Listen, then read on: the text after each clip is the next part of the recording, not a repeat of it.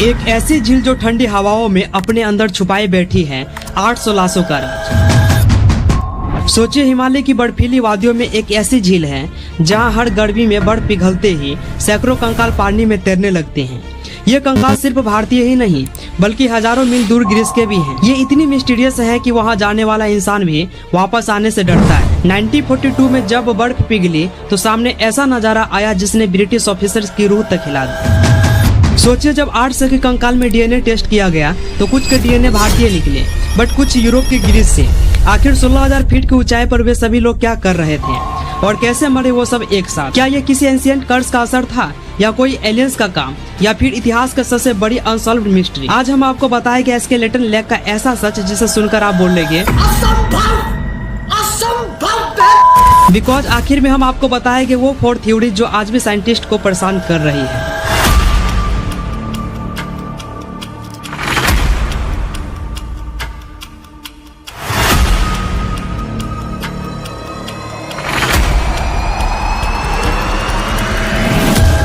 देखिए, रूपकुंड लेक भारत के उत्तराखंड के चमोली जिले में लोकेटेड एक फेमस हिम झील है। रूपकुंड झील समुद्र तल से करीब 16,500 फीट यानी 5,029 मीटर की ऊंचाई पर मौजूद है। ये झील हिमालय की 3 चोटियों जिन्हें त्रिशूल जैसे दिखने के कारण त्रिशूल के नाम से जाना जाता है। ये चोटियां भगवान शिव के त्रिशूल जैसे दिखती हैं, इसीलिए इनका नाम त्रिशूल पड़ा। यह इलाका सिर्फ सुंदर ही नहीं, इसका धर्म कर्म से भी गहरा नाता है। नंदा देवी जो भारत की दूसरी सबसे ऊंची चोटी है, यहाँ की देवी मानी जाती है। लोग सदियों से उनकी पूजा करते हैं जो उसके बीच लोकेटेड है, जो उत्तराखंड के गढ़वाल क्षेत्र में स्थित है। यह समुद्र तल से 16,500 फीट की ऊंचाई पर मौजूद है, इसीलिए यहाँ एडवेंचर से जुड़े लोग दूर दूर से झील को देखने के लिए पहुँचते हैं। देखिए, रूपकुंड झील को अलग अलग नामों और उपनामों से जाना जाता है जो इसके mysterious history and local culture से जुड़े हुए हैं। रूपकुंड जो इसका मूल और प्रचलित नाम यही है, स्केलेटन लेक यानी कि कंकालों की झील। इस नाम से ये इंटरनेशनल लेवल पर प्रसिद्ध है बिकॉज यहाँ सैकड़ों कंकाल पाए गए थे, जैसा कि आप नेशनल जियोग्राफी में आर्टिकल पढ़ सकते हैं। क्रस्ट लेक यानी कि शापित झील। कुछ लोकल पीपल मानते हैं कि यह झील किसी देवी के श्राप का परिणाम है, इसीलिए इसे शापित झील भी कहा जाता है। हंटेड लेक भूतों की झील जो रहस्यमय घटनाओं और कंकालों की वजह से कई ट्रैकर और स्थानीय इसे हंटेड भी कहते हैं। त्रिशूल बेस लेक बिकॉज यह त्रिशूल पर्वत के नीचे स्थित है, कुछ लोग इसे इस नाम से भी जानते हैं। बट क्वेश्चन ये है कि आखिर ये कंकाल है किसके? ये लोग कौन थे? इतनी मुश्किल से इस जगह पर क्यों आए थे? और सबसे बड़ा सवाल, इतने सारे लोग एक साथ कैसे मरे या फिर ये अलग अलग टाइम पर मरे? ये सब जानने के लिए शुरुआत करना होगा 1942 से। साल 1942 से H.K. माधवल एक भारतीय फॉरेस्ट रेंजर थे। वह उस समय ब्रिटिश सरकार के लिए काम करते थे। वह इस इलाके में पेट्रोल पर थे। शायद मौसम गर्म था, बर्फ पिघल रही थी, तभी उन्हें झील के किनारे और पानी में बिखरी हड्डियां और खोपड़ियां दिखी। इतनी ऊंचाई पर जहां आसपास कोई बस्ती नहीं थी और बहुत सारे कंकाल थे। उन्होंने फौरन अपने अंग्रेज ऑफिसर्स को खबर दी। सेकेंड वर्ल्ड वॉर चल रहा था। अंग्रेजों का डर था कि कहीं जापानी फौज भारत पर हमला न कर दे। अफसरों को पहला शक यही हुआ कि कहीं यह जापानी फौजी तो नहीं है। हो सकता है कि वे पहाड़ों के छिपे रास्तों से भारत में घुसने की कोशिश कर रहे हो और किसी बर्फीले तूफानों या बर्फ के खिसकने में मारे गए हो। यह डर बड़ा था। अगर जापानी फौज ऐसे छिपे तो वह रास्ते जानती थी, तो ये अंग्रेजी राज के लिए खतरा था। इसीलिए फौरन जांच के हुक्म दिए गए। जांच शुरू हुई, लेकिन जो पता चला उससे राज और गहरा हो गया। पूरे इलाके को छाना गया पर कंकालों के पास या आसपास कोई हथियार नहीं मिली। फौजी सामान या वर्दी तक का टुकड़ा नहीं मिला। अगर ये फौजी होते तो उनका कुछ न कुछ सामान जरूर मिलता। तो यह बात साफ हो गई कि ये जापानी फौज नहीं थी। फिर एक और अंदाजा लगाया गया, क्या ये 1841 की तिब्बत डोगरा लड़ाई के सैनिक हो सकते हैं? उस लड़ाई में जम्मू के राजा गुलाब सिंह की फौज तिब्बत से हार गई थी। कहते हैं कि हार के बाद लौटते हुए बहुत से डोगरा सैनिक खराब मौसम और मुश्किल रास्ते की वजह से मारे गए थे। क्या रूपकुंड के कंकाल उन्हीं के थे? ये बात कुछ ठीक लगी, बट फिर वही सवाल, मरने वाले में सिर्फ आदमी ही नहीं, औरतें भी थी। उनके कंकाल भी मिले थे और हथियार यहाँ भी नहीं मिले थे, तो ये अंदाजा भी पक्का नहीं बैठा। जब जांच और लॉजिक से जवाब नहीं मिलते तो अक्सर पुरानी कहानियां और किस्से सामने आते हैं। यह बात तो शायद आपको पता ही होगी। रूपकुंड लेक के बारे में भी यही हुआ। वहां के गढ़वाली लोगों में इस झील और कंकालों को लेकर कई पीढ़ियों से कहानियां चली आ रही हैं। इन कहानियों में नंदा देवी का भी जिक्र होता है। लोग उन्हें इस इलाके की रक्षा करने वाली देवी मानते हैं। तो फिर कहानी की शुरुआत होती है नंदा देवी और राजा की। एक कहानी यह है कि बाहर से कुछ यात्री आए या शायद कोई राजा और उसके लोग। उन्होंने इस पवित्र पहाड़ी इलाके में आकर देवी की धरती का अपमान किया। उन्होंने यहाँ शोर मचाया, गंदगी फैलाई या कोई गलत काम किया। इससे नंदा देवी को बहुत गुस्सा आया। देवी के गुस्से से आसमान से लोहे जैसे सख्त ओले बरसने लगे। ओले इतने बड़े और तेज थे कि उनकी चोट से ही उन सभी यात्रियों की मौत हो गई। उनके शरीर वही झील में आसपास बिखर गए। अगर देखा जाए तो रूपकुंड लेक पर आधारित ऐसे बहुत सारी कहानियां हैं जो अनबिलीवेबल स्टोरी बनकर रह जाता है। सच तो सामने है बट जवाब कहीं नहीं। उसके बाद आती है साल 1950 से 60 के बीच की कहानी। किस्से कहानियों से हटकर साइंस ने इस सीक्रेट को समझने की कोशिश शुरू की।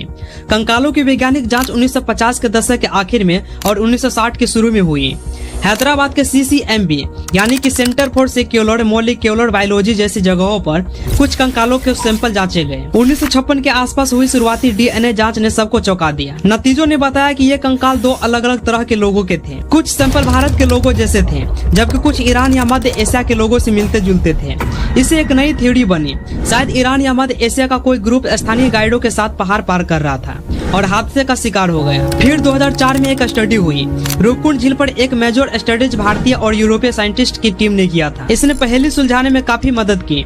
इस स्टडी में रेडियो कार्बन डेटिंग का इस्तेमाल हुआ। इससे पता चला कि ये कंकाल लगभग 9वीं सदी यानी कि 800 AD के आसपास के थे। इस स्टडी ने ईरान वाली बात को गलत बताया, कहा कि ये लोग शायद महाराष्ट्र के कोकण इलाके के चित्पावन ब्राह्मण थे जो नंदा देवी की यात्रा पर आए होंगे। इस स्टडी ने यह भी बताया कि जेनेटिक रूप से रूपकुंड झील में हुई मौतें एक ही घटना में नहीं हुई थी, बल्कि डिफरेंट टाइम पर अलग अलग समूहों की मौतें हुई थी, जिनके बीच लगभग 1000 साल का अंतर था। इस प्रकार 2004 के अध्ययन ने रूपकुंड झील के रहस्य को काफी हद तक एक्सपोज किया और यह प्रूव किया कि यह जगह कई अलग अलग समयों में मारे गए लोगों की शमशान रही है। अब यह सवाल और गहरा हो जाता है कि फिर जेनेटिक रूप से इतनी वैरायटी रखने वाले लोग इस ऊंचाई वाली जगह पर क्या करने आए थे। हालांकि प्राचीन इतिहास के नजरिए से देखो तो भारत और यूनान के बीच सामाजिक और आर्थिक मेल मिलाप रहे हैं। ऐसे में हो सकता है कि किसी कर्मकांड को लेकर ये ग्रुप यहाँ समय समय पर पहुँचता और यहाँ पर कोई बड़ा या छोटे रिचुअल होते होंगे, बिकॉज यहाँ पर मौतों का समय काफी सालों के अंतर के बीच का है।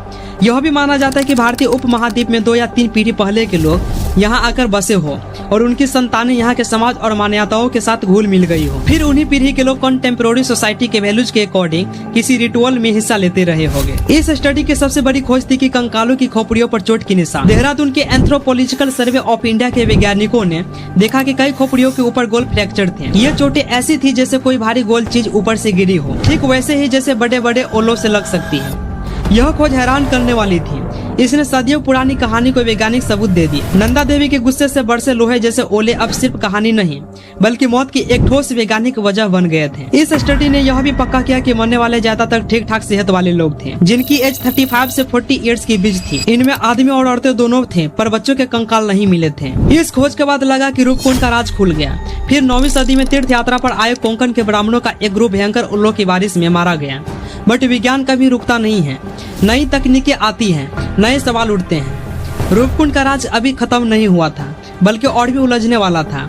2019 में एक बड़ी इंटरनेशनल टीम ने अपने स्टडी के नतीजे छापे। इस टीम में इंडिया, अमेरिका और जर्मनी के 16 इंस्टीट्यूशंस के 28 साइंटिस्ट थे। उन्होंने 5 साल तक काम किया था। यह स्टडी पुरानी हड्डियों से DNA निकालने की नई टेक्नोलॉजी पर आधारित है। उन्होंने रूपकुंड से मिले 38 कंकालों का पूरा DNA जांचा, उनकी रेडियो कार्बन डेटिंग की और उनके खाने पीने को समझने के लिए आइसोटॉप जांच भी की। और जो कॉन्सिक्वेंसेस आए, उन्होंने पूरी दुनिया को और खासकर रूपकुंड के राज पर काम कर रहे साइंटिस्टों को हैरान कर दिया। हालांकि इस झील के रहस्य अभी तक बरकरार है। हड्डियों की कार्बन डेटिंग से कई रहस्यों से पर्दा तो उठा है, बट रूपकुंड में ऐसा क्या कुछ हुआ था वो रहस्य आज भी कायम है। आपको पता है उस समय 2004 में रूपकुंड झील पर किए गए स्टडी में मेनली कई सारे साइंटिफिक टेक्निक्स का उपयोग किया गया था, जैसे कि रेडियो कार्बन डेटिंग, कंकालों की उम्र निर्धारित करने के लिए, जिससे यह पता चला कि ये लगभग 850 ईस्वी के थे। DNA एनालिसिस, कंकालों के टेस्टिंग का जीनोम करके उनके जातीय और भौगोलिक मूल का पता लगाने के लिए। फोरेंसिक एंड ऑस्टियोलॉजिकल एनालिसिस, कंकालों की हड्डियों पर चोट के निशान और फ्रैक्चर का अध्ययन करके मृत्यु के कारणों का पता लगाने के लिए। पैलियोक्लाइमेटोलॉजी, उस क्षेत्र के प्राचीन जलवायु और पर्यावरण के स्थिति का अध्ययन करने के लिए। जियोग्राफिकल सर्वे, झील के आसपास के क्षेत्र को निरीक्षण और कंकालों के स्थिति का मानचित्र। ये जितने पॉइंट्स देखे हैं, ये सभी 2004 में रूपकुंड झील पर किए गए स्टडी का सारे ये साइंटिफिक टेक्निक्स हैं। अब नजर डालते हैं लास्ट के वो 4 थ्योरीज जो हम सभी चीजों को तो एक्सप्लेन कर दिए हैं, बट साइंस के अकॉर्डिंग थ्योरीज क्या कहती है वो जानिए। जैसे कि हाइलस्टॉर्म थ्योरी, इस थ्योरी के अनुसार लगभग 9वीं शताब्दी यानी कि 850 AD में एक बड़ी तीर्थ यात्रा पर जा रहे लोगों को समूह अचानक मौसम के कारण शिकार हुए। यात्रियों को समूह नंदा देवी यात्रा पर था। अचानक बड़े बड़े ओलों की बारिश हुई। ओले इतने भारी और कठोर थे कि लोगों की सिर पर गंभीर चोटें लगने से मौत हो गई। कंकालों पर पाए गए फ्रैक्चर इसे साबित करते हैं, जैसे कि साइंटिफिक कन्फर्मेशन हुआ। 2004 में एक साइंटिफिक स्टडी जैसे कि लेड बाय नेशनल जियोग्राफी में पाया गया कि लगभग सभी कंकालों की डेथ सिर में चोट लगने से हुई थी। डीएनए एनालिसिस से कन्फर्मेशन हुई कि ये सभी लोग एक ही समय पर मरे थे, और जितने जो हम थ्योरीज बता रहे हैं सभी का लिंक सोर्स है, आप वहाँ इजिली रीड कर सकते हैं। और दूसरा जेनेटिकली डिवाइडेड ग्रुप थ्योरी। 2019 में किया गया डीएनए टेस्ट में पाया गया कि वहाँ 2 चिप यानी कि जेनेटिक ग्रुप्स मौजूद थे। फर्स्ट ग्रुप था दक्षिण एशिया यानी कि भारतीय उपमहाद्वीप से थे। सेकेंड ग्रुप था पूर्वी भूमध्य सागर यानी कि मिड टर्मिनियन रीजन जैसे ग्रीस सिक्रीट से था। और सबसे सरप्राइजिंग एस्पेक्ट्स वाली बात यह है कि यूरोपीय मुल्क के लोग हिमालय में पहुंचे कैसे, इसका स्पष्ट जवाब नहीं है। यह सिद्ध करता है कि कोई अकेला तीर्थ यात्रा समूह नहीं, इनफैक्ट डिफरेंट रीजनल लोग भी शामिल थे। और तीसरा एपिडेमिक एंड पॉइजन थ्योरी।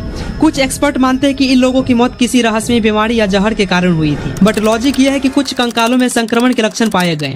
कुछ लोग मानते हैं कि इन्हें कलेक्टिव फॉर्म से जहर दिया गया हो सकता है। आप द न्यू यॉर्कर आर्टिकल में पढ़ सकते हैं। द न्यू यॉर्कर की आर्टिकल्स में साफ साफ लिखा है कि यह एक हाइपोथेसिस थी कि ये कंकाल किसी बीमारी के शिकार थे जिन्हें बीमारी फैलने से रोकने के लिए फेंक दिया गया था। बट बाद में डीएनए स्टडी से साबित हुआ कि ऐसा कोई बीमारी या जहर नहीं था, सभी की मौतें अलग अलग समय में हुई थी। और लास्ट आता है धार्मिक बलिदान या देवी का प्रकोप थ्योरी। लोकल लीजेंड के अनुसार राजा जस धवल अपनी प्रेग्नेंट रानी और फॉलोअर्स के साथ नंदा देवी की तीर्थ यात्रा पर निकले थे।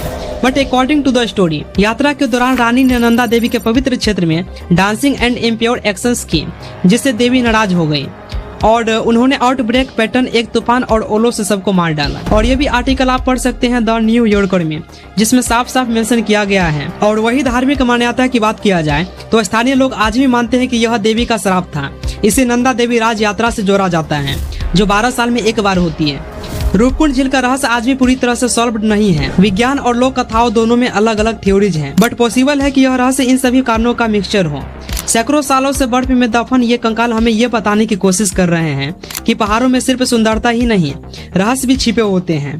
डीएनए बहुत कुछ बताया, पर हर जवाब के साथ एक नया सवाल भी सामने आया। क्या ये देवी का श्राप था, या एक प्राचीन हत्या, या फिर कोई ऐसा सच जिसे वक्त ने हमेशा के लिए छुपा दिया? आप क्या सोचते हैं? कमेंट सेक्शन में कमेंट करके जरूर बताइए। और बैंक वालों आपको लोन को किस तरह स्कैम करते हैं, ये वीडियो विजिट करके आप देख सकते हैं। मिलते फिर एक नई वीडियो के साथ, तब तक के लिए बाय बाय।